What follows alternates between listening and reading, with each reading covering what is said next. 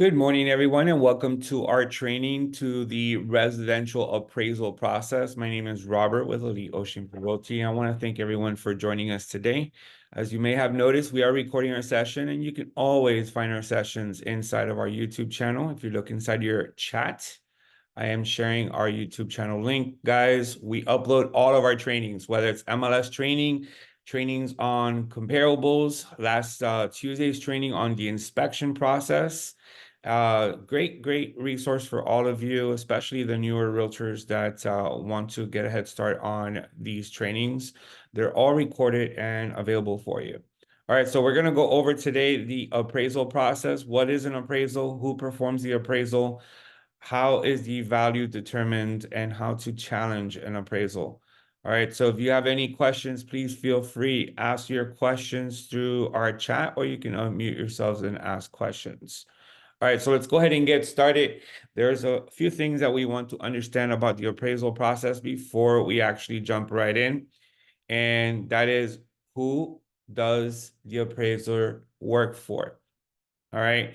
So you can, as a seller, you can order an independent appraiser, right? You can order an independent appraiser. The seller will go ahead and contact an appraisal company, have them come out, probably pay between $500 and $600 to get an appraisal done, just to have a good idea of what the property is worth. Now, when a seller hires you as a listing agent, you are the professional agent. You should be able to run some market valuations on the property and come up with a price. So really, ordering an appraisal by the seller is not really necessary unless you come across a very difficult property that has no comps and you want to know for sure from a professional appraiser what the value is. Now, the answer to the first question is, who does the appraisal work for? The appraisal usually works for the lender. So whoever the mortgage lender is the one that hires the appraisal. It is going to be paid by the buyer. So the buyer has to plan out of pocket to pay for the appraisal. The lender is the one that orders the appraisal. Okay, lenders order the appraisal directly from an appraiser or use an appraisal management company to manage the appraisal process. The home buyer receives a copy of the appraisal. Okay, the Equal Credit Opportunity Act requires a creditor to provide a free copy of a completed home appraisal to all of the written valuations on the property, regardless whether the credit is extended, denied, incomplete, or withdrawn. So this means that after the appraisal is completed, a copy of the appraisal will be sent over to the buyer, the one who is purchasing the property. Okay. Now, communicating with the appraisal. Some people ask, hey, should I be there? Should I be present at the property? You don't really have to be present at the property. Of course, someone needs to open the doors to the property. So if you want to be there, you can. However, don't interfere with the appraiser. They're doing their job. They're going to study the home. They're going to then go back to their office and they're going to run some valuations on the property based on market conditions. And then they're going to come up with a value. All right. So some real estate professionals believe erroneously that they are not permitted to communicate with the appraiser at any time. All right. You are able to communicate with the appraiser, but in my experiences, you want to let them do their job. All right. The more you say, all right, not that it's going to be damaging, but you don't want to influence their opinion. They're being hired to provide a value on the property. And you just want to make sure that you're there to kind of support, hey, look, the home has been renovated, look how beautiful it is. Or maybe, hey, there's a few comps in the area that just sold, and you just want to remind them on that. All right. So how long does an appraisal take in average? So that's a question that's being asked right now on the chat. The appraisal itself, like when they come out to the property, an hour. All right. Now the report may be delivered in a few days. All right. So it all depends on how busy the appraiser is, how fast they get the report done, and they send it over to the lender. And then, of course, a copy to the buyer. Okay. All right. So once again, communicating with the appraiser, you can do so. You can do it. However, It's pretty much common practice to just let them do their job. Okay. Now, there are several types of appraisals, and we're going to study that in the next slide here. There is the sales comparison approach, there's also the cost approach, and there's the income approach. So the sales comparison approach, this approach uses recent sales of comparable properties. It's the most common use, guys. Characteristics such as the living area of the home, land area, style, age, quality of construction, number of bedrooms and bathrooms, presence or absence of a garage are analyzed and compared. This is often the primary approach used in appraising a residential property. All right, so if you guys run your comps correctly and you come up with a value, all right, I almost guarantee you're going to be correct. Like your value is going to be the same value the appraiser will use. Now, of course, we're not professional appraisers. We may not know how to adjust the property based on recent home renovations. So that's really going to be up to the appraiser to add value to the home. There are some ways that we can use RPR to add value to our homes based on renovations. And I intend to show you that in class today. All right. So the next one is called the cost approach. This approach reflects the appraiser's opinion of the current cost to construct an existing house, minus any estimated depreciation, plus the value of the land. This approach is more relevant for newer homes or homes features that have little or no depreciation. So basically, a recently renovated home or a brand new construction, they're going to use the cost approach. Okay. And then you have the income approach. This approach generally is used for properties that have income generating potential, such as a multi-family property, a duplex, a triplex, a fourplex. In a residential context, this would include properties that have 2, 3, or 4 living units. It's typically not used for one-unit homes in neighborhoods where residences are primarily homeowner occupied. So the income approach is usually used for a multi-family property in a neighborhood where multi-family properties are present. Okay, so those are the three types of appraisals that are usually going to be performed. The primary appraisal is usually the sales comparison approach. And I do have a copy of an appraisal report, and I am going to demonstrate that to you guys. All right, so moving on to our next slide here, how to challenge a low appraisal and tips for agents and appraisers. All right, so tips for agents: be reasonable. Be realistic about what the property is worth. Try to help the owner base the list price on actual similar sales and whatever the current market is doing in the neighborhood or similar properties. This, of course, is challenging. Sometimes sellers think they can sell the property for a lot more. All right. So we need to demonstrate to the sellers, hey, the property is worth this much because of the recent comps in the area and the market conditions. If the market conditions is that it is a buyer's market, then the seller cannot expect to ask for top dollar because there is too much competition and not enough demand. Now, of course, if we are in an extreme seller's market where there isn't enough competition and way too much demand, then yes, it's a vote of confidence for the seller and they can ask for much more than what they think their property is worth. All right. Now be reasonable. Okay. Then communicate first. Sometimes real estate agents have a very hands-off approach about communicating with appraisers until an appraisal comes in too low, of course. When this happens, agents will often start communicating all sorts of things about the property, how about the market, and respond to it. All right, but why was the information not shared in the first place? So again, this goes back to if you are present at the appraisal, make sure you remind the appraiser, hey, this is the market, this is how the market is behaving, and this home has been recently renovated. Kind of plant some seeds into his mind, but don't be all over him and don't over communicate. All right, so please consider doing so because it helps you it helps you be intentional about answering questions that appraisers tend to ask. Okay. So communicate first.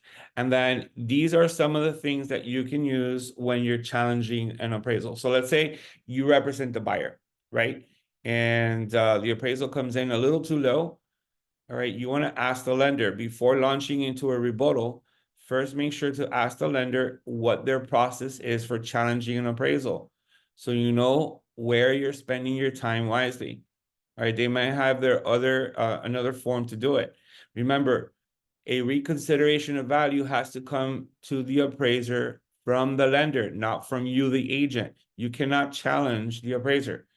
All right, so you need to submit a challenge over to the lender, and then the lender has to then reconsider the value and ask the appraiser to do it again. All right. So wear your data hat. Be informed, guys. Be informed. It can be emotional when a property appraises too low. It's important to remain objective and stick to the facts of the market when talking to an appraiser. Focus on critiquing the meat of the appraiser, which is comps, selection, adjustments. Forget about minor issues and clerical errors. Guys, even as realtors, there should not be a reason for us to make adjustments. If there are three similar homes, similar in size, similar with bedrooms and bathrooms, and all within the same area, then there's no need to make adjustments. All right. That's where we start to get in trouble. We're making too many adjustments, and then we're not going to have the right value. Now, of course, adjustments are necessary when we are searching for comps and there are no exact comps. There's no similar comparables. Then of course you do need to make adjustments. Price per square foot. I recommend giving most of your attention to similar sales rather than bringing up price per square foot. Of course, when we are learning how to run valuations, right? We are taught that price per square foot is one way to determine the value of your subject property. At the end of the day, price per square foot can be valued metric, but during an appraisal rebuttal, it's important to focus on sales that are similar, since it's probably what it's going to be most useful for the appraiser. So once again, finding similar properties that are similar in size, bedrooms and bathrooms, and in the same location, same area. Be humble, all right? Don't let the appraiser or think that you know everything, right? It's easy to blast the appraiser because you think you're right, but the appraiser might have nailed the value. Remember, some appraisals come in low because the appraiser did a bad job. But in many times, properties come in lower than the contract because that's really where the value is. All right. And then I want to go ahead and go to no pressure. All right, let's go to no pressure. Remember to not pressure for a higher value. All right, stick with the facts and try to help the market speak for itself. So in the event that you're facing a way too low price, right? And you don't know what else to do because the seller's not going to come down on the price, then of course your buyer has a decision to make. You know, if the appraiser, it is what it is, the value came in and the seller does not want to lower, then your buyer has options. One is to make up the difference or come up a little bit on their price, or to walk away from the transaction altogether. All right. So those are the steps to the appraisal. Now, I am going to show you how to evaluate a property yourself so you're ready. So you are going to get a little lesson here on comps. And let's jump right into the action. Let me go ahead and stop sharing the screen and let me share the next screen here.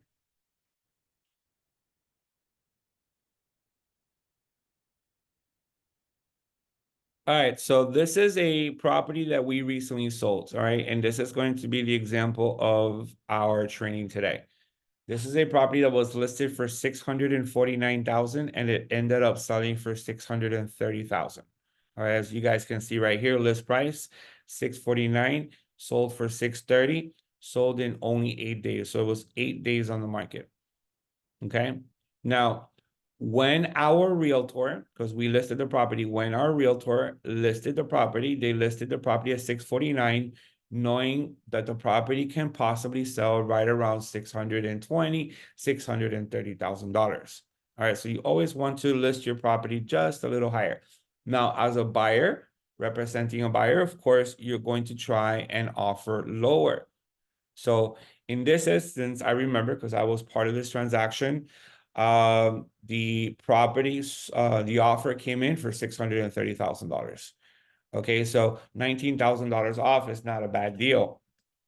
Now, you're going to want to run several comps. First comp that you may want to run is one called with IMAP. If you guys look up here above the picture, we're going to go ahead and click on IMAP. And I am using the new version of IMAP, guys. If you haven't already done so, please switch over to the new version. It's an excellent version to use, and it's currently in beta, but you guys can already start using it. Now, on the right-hand side, you find comparables, right? You see it? I'm going to go ahead and click on Find Comparables. All right, so the comparison criteria we are using here is sold within the last year, within a half a mile distance. And we have a difference of lot size 20% and a difference of living area 20%. That is the recommended value to use when you're looking for comps. You can go as little as 5% difference and as much as ignoring the entire square foot difference. All right, so recommended to always leave it around 20%. And then we're going to go ahead and search within the last 6 months. See if there's any comps within the last 6 months. Let's go ahead and update criteria. And within the last 6 months, we did get 2 comps. You see them right here, right? You see them right there. All right, so you have a minimum price of $680,000 based on price per square foot. And you have a max price of $756,700 based on price per square foot, with an average of $718,700 based on price per square foot, without actually basing it on the characteristics of the home. Is the home remodeled? Were these 2 homes remodeled? Is the subject property remodeled? So based on price per square foot, look, you have a sales price here of $664,000. That came in at a certain price per square foot. If you guys can locate it, it's right here, $399 a square foot. So based on that value, which is the higher of the 2, your subject property should be somewhere around $756. Based on the lowest value of $359 a square foot, okay, you should be somewhere around $680. So this is great news for our buyer who just purchased a home for $630,000. Now, why did it appraise too low? Well, first of all, this home sold several months ago. It sold in April. All right, so it's been already a few months after.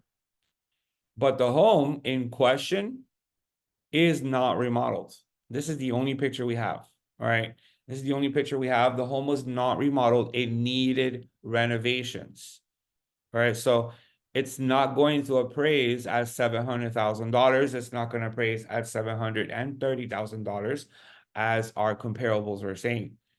Now, if you want to run that comp just a little older, right? Just a little older, let's just go and do 1 year like we had it before. 1 year, hit update criteria. What's our average now? Our average, all right, it's not 619. Take a look. There's a property here that sold way too low. So look for it and remove it. All right, that's not fair. It's not a comp that you want to use. There it is. All right, for 210, we're going to remove that one. All right, so our average ends up being 692 with a low of 625 and a high of 756. So once again, our buyer is in very good conditions here with their home. They bought it for 630. Of course, they need to renovate the home if they want to have a higher value, like 692 or even $756,000. So based on the market value, we are safe with this price, right? 650. So the seller took into consideration that their property needed renovations. And they did not ask for a whole lot, right? They asked for a reasonable amount. 649, ended up selling it for 630. Okay. I remember back in those days, the comps were coming around $650,000. All right, so the comps were coming in at around $650,000. They're a little higher today. All right, so some of these sales were there before, and some of these sales were not. However, you know, that's your average, right? $692,000. All right, so we're gonna also open up RPR. RPR is gonna let us make adjustments to the property in the event that the property was renovated. So again, we're representing a buyer. We need to know if our offer price is the correct offer price. So RPR is down here. You're gonna notice it here in RPR, right? You're gonna go ahead and click on that, and it's gonna open up Realtor's Property Resource. You guys can also access RPR from inside of the Miami Gateway, right? So this is RPR, right? If you look inside of the Miami Gateway, you can access RPR right here. And then also inside of Matrix, when you're looking at a listing, this is the symbol for RPR. All right, so there are several ways to access RPR from inside of IMAP. It's down here. All right, so what valuation is RPR giving it? $622,000. Now, of course, we want to run a CMA. Notice, guys, the last time I ran a CMA for this property, which was pretty much when we were working the property, it came in at $681,000. So again, it came up higher than the purchase price, or even higher than the sales price. Okay. I'm gonna go ahead and click on edit CMA for you guys. It'll probably say create CMA, right? Because I already have, and then I'm gonna update our comps. We're gonna go ahead and click on number 2, and we're gonna edit our comps.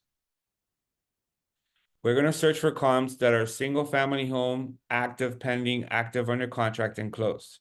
That's always going to be there.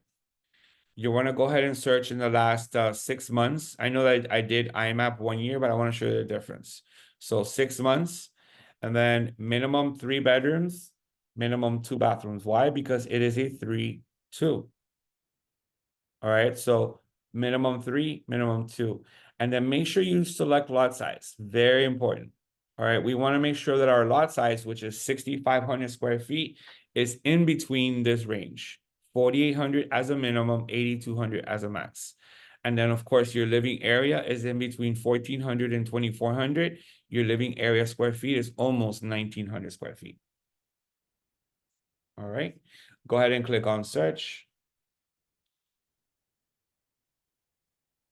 All right, so taking a look, this symbol right here, this pin, that is your subject property. All these properties around are comps that are showing up.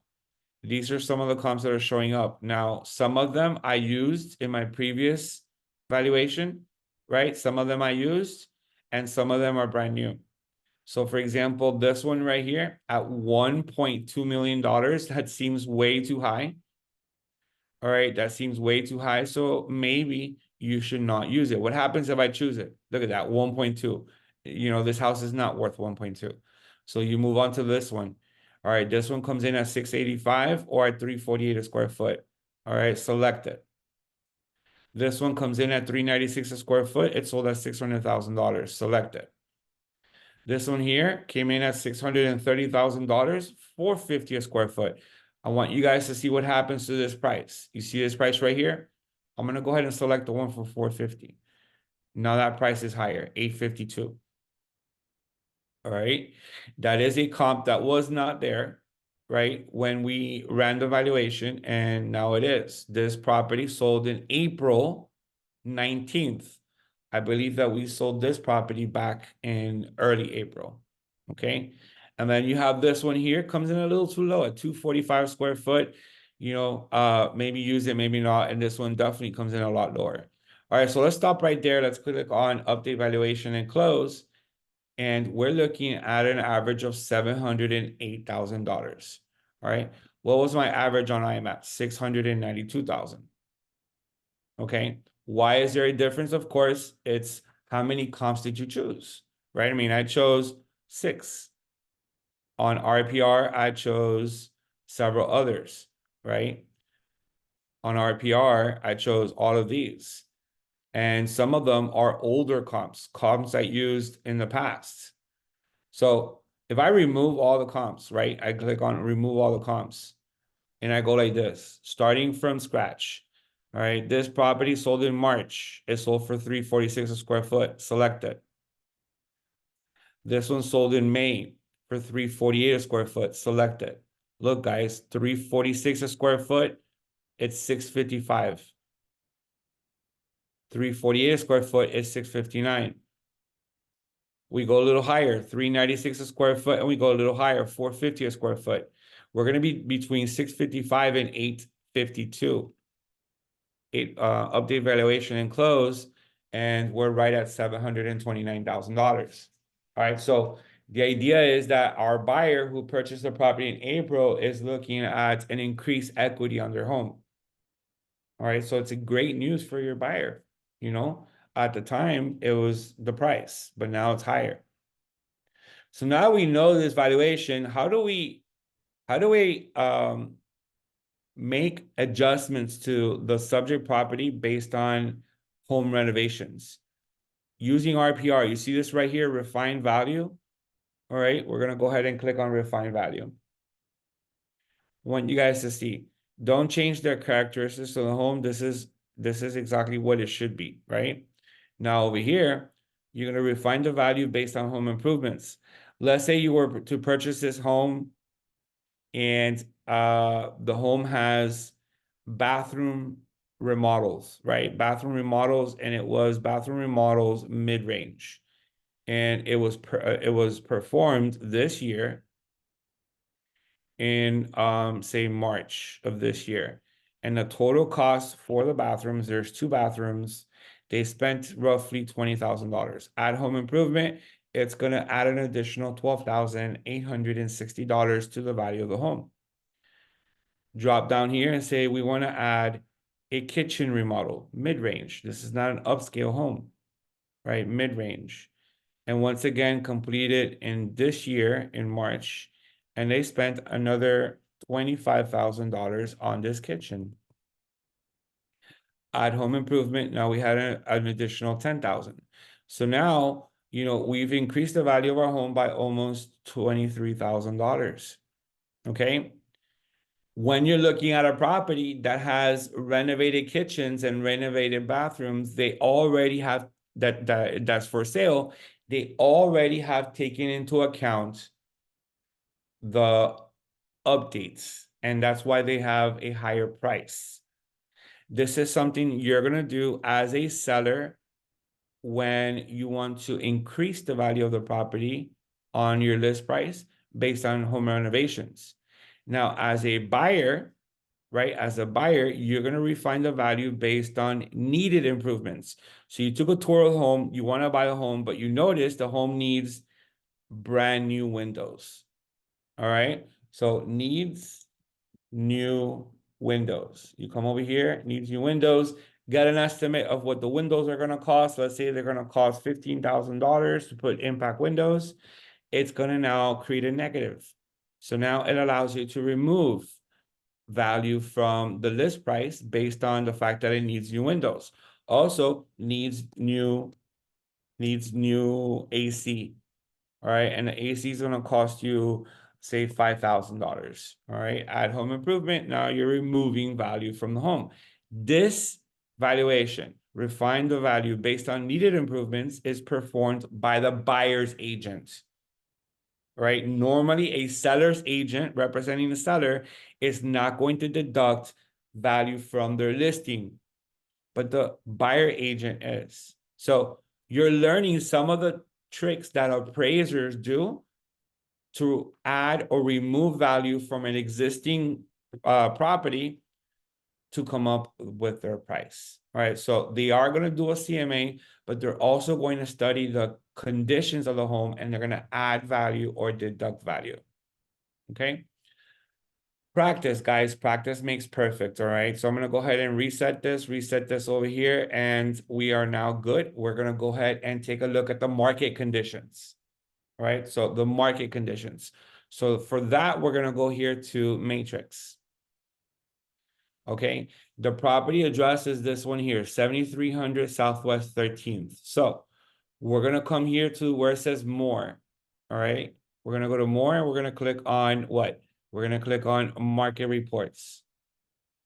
And then we're going to click on market conditions. We are going to run a study based on active listings and closed listings going back 1 year. All right, so let's go back 1 year here. And then we're going to obviously click on single family homes. And we are going to do a half-mile radius, right? Half-mile radius from the property address, which is 7300 Southwest 13th Street. Okay. And this is, of course, in Miami, Florida. There it is. Okay. Now let's go ahead and run this report. And we are running a market conditions report. And it's going to show you whether it's a buyer's market or seller's market, or if it's a normal market. All right. So since we ran the study for an entire year, it allows us to see if there's any trends, right? Is it trending upward or downward? All right. So the first column in your report shows you the first 6 months, going back to August 16th of last year through February 12th of this year. Within a half-a-mile radius, there were 6 sales. There were 6 sales, okay? And there were comps that were active, only 2, all right? So if there's 6 sales and this study was done for 6 months, that's 1 sale per month. That leaves you with 2 months of inventory. During the next 3 months, from February 13th through May 14th, there were 4 sales. When you divide 4 by 3 months, you're looking at 1 1/3 sales per month. With only 2 active listings, you're looking at 1.5 months of inventory. Both of these figures are sellers markets. Between 0 and 3 months, you're looking at seller's market. 4, 5, or 6 months, you're looking at a regular or a balanced market. 7 or more months of inventory, you are looking at a buyer's market. All right, guys, so what's happening here? During the last 3 months, from May 15th through today's date, we've had only 2 sales. All right, we've had only 2 sales. That is almost no, it's a little over half of a sale per month. There are 4 active listings right now, and that leaves you with 6 months of inventory. So once again, it's becoming that there's more competition in the area. So if you're a seller, you're looking at this, know that you have competition in the area, and you may take a little longer to sell the property, or you may have to price your property at a good price, right? A good solid price in order to attract buyers. If this were a buyer's market, then if it were a hot seller's market, then it's different, right? If you're the only property for sale in the entire neighborhood, then ask whatever value you want towards the top, because you may get it, okay? So here is your market conditions. And once again, we're at 6 months of inventory. And I'm going to go ahead and show you the difference. This is only for a half-mile radius, right? Half mile. Let's do 1 mile. See if there's any difference.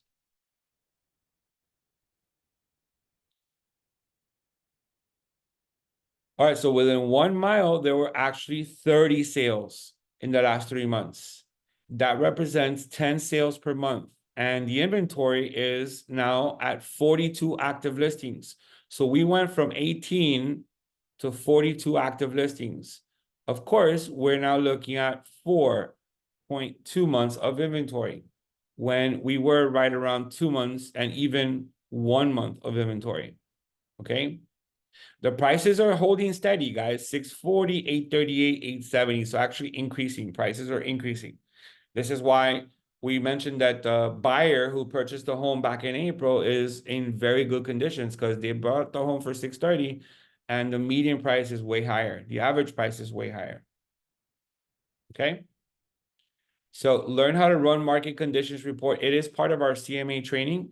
So if you guys look for our CMA training inside of our YouTube channel, you will find how to run market conditions reports inside of Matrix. All right, so now let me go ahead and share with you all the appraisal. All right, so I'm gonna go ahead and switch pages here and let's discuss the appraisal. So this is what a uniform residential appraisal report looks like. Once again, it is going to be performed by the lender. The lender is going to order the the appraisal. The buyer is going to purchase the appraisal, and the appraiser is going to go out to the property. Can you be there as the buyer agent? Yes. Does your client have to be there? No. Do you have to be there? No. All right, but feel free to go if you like. Okay, so this is what it looks like. All right, so it says that this property went into the MLS went into contract in the MLS February 21st, and it was listed on February 12th in the amount of $649,000. Okay, the contract price is $630,000. The contract date was February 20th. All right, they're going to go ahead and tell you a little bit about the neighborhood characteristics. This is a suburban neighborhood, okay? And the market is stable, right? The boundaries there. And one unit housing trends increasing. And then right over here, you're going to have over 6 months of increasing. So they notice that it's been increasing over the last 6 months.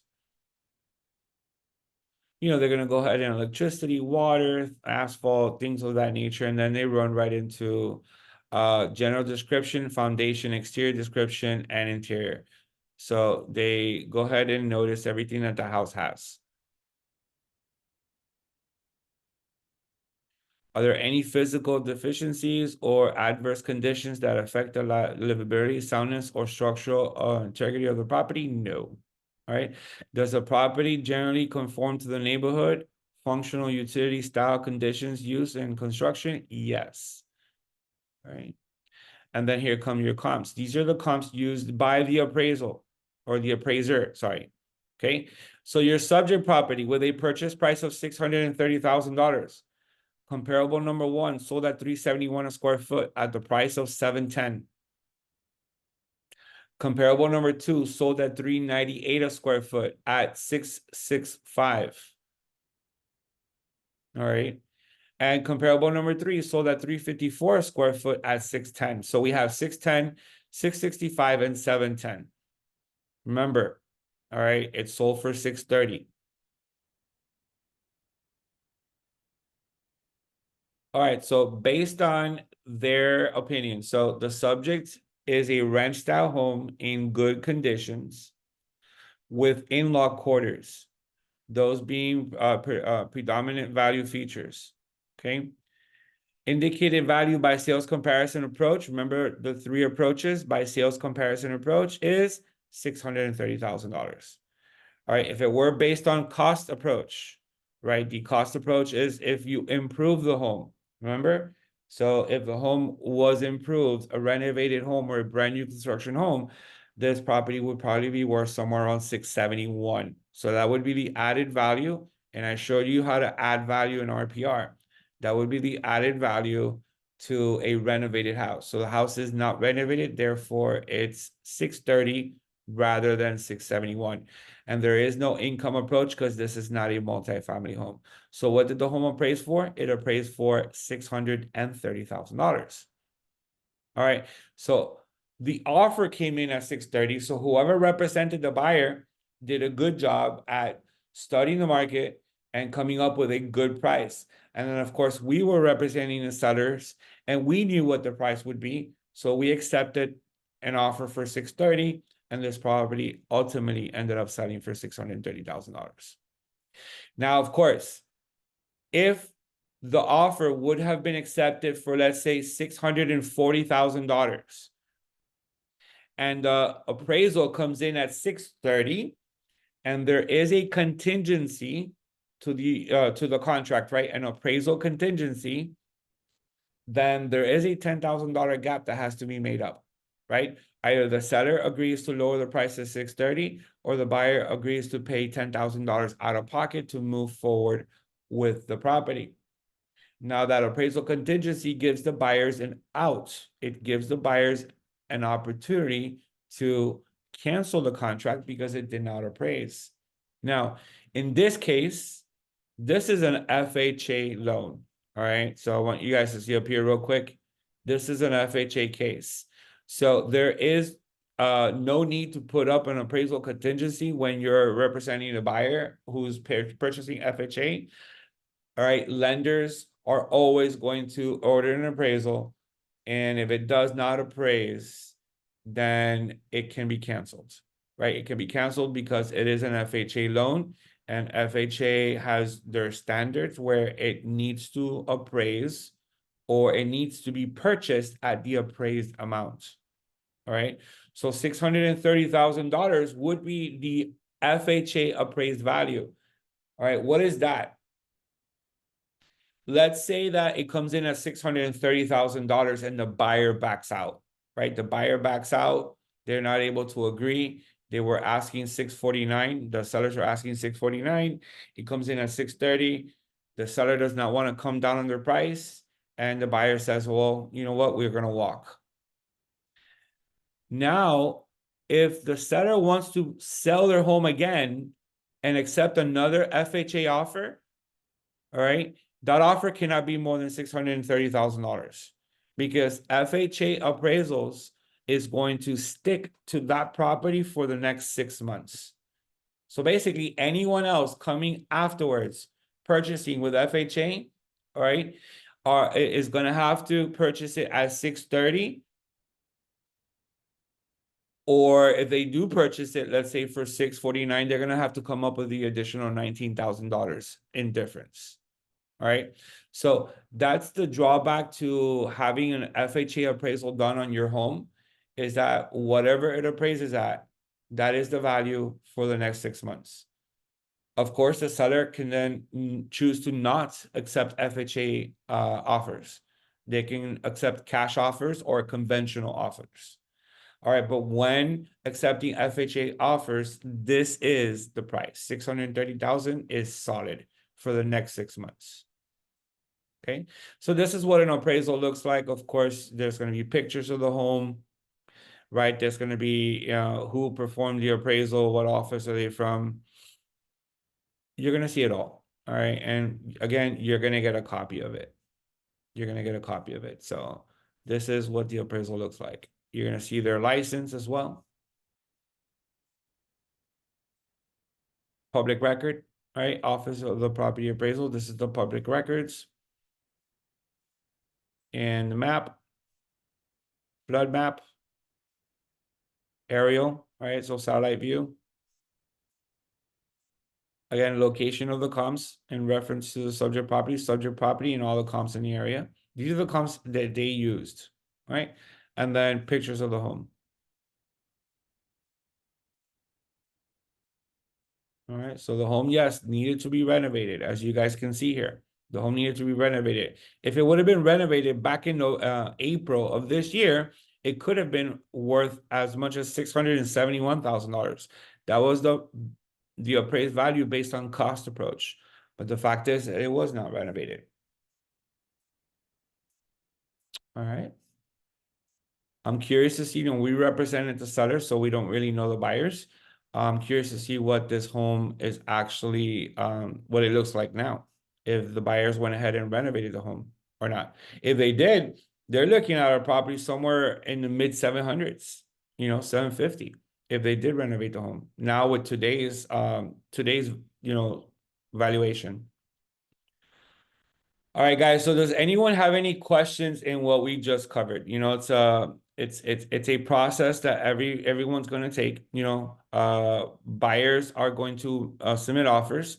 Offers are going to get accepted, and appraisals are going to be ordered by the lender.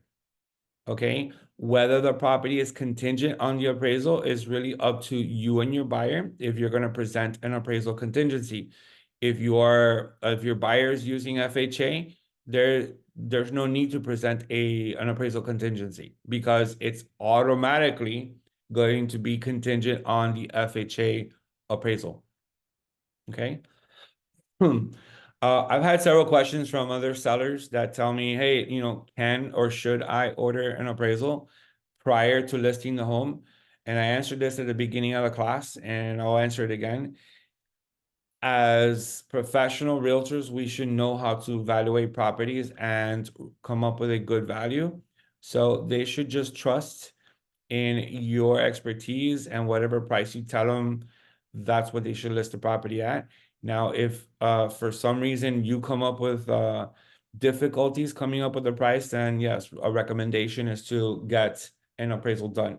I'll tell you when that happens, when you're maybe trying to sell a large home, or maybe a large condo, penthouse style, multi-million-dollar condo, or a commercial property, right? I mean, commercial appraisals are not $500. Commercial appraisals can run in the several $1,000 range, all right? But it's more difficult, more complex.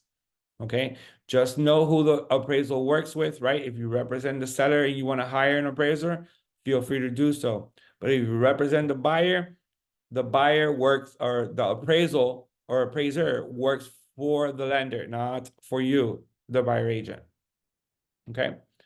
Any questions, guys, on what we just covered? I am going to share this recording with you so you guys can rewatch it so you fully understand the process of running an appraisal in your next transaction. We're all good? All right, guys. Thank you so much for joining us in our class today. I want to wish everyone a great rest of your day. And I look forward to seeing you next Tuesday in our class. And then, of course, as a reminder, guys, August 17th is Saturday, and the new laws come into play. And we should all be using the exclusive buyer broker agreement with each of your buyers and tenants going forward.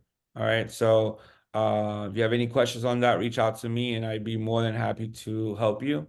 And then also another reminder, the end of this month on Friday, I believe it's going to be August 30th.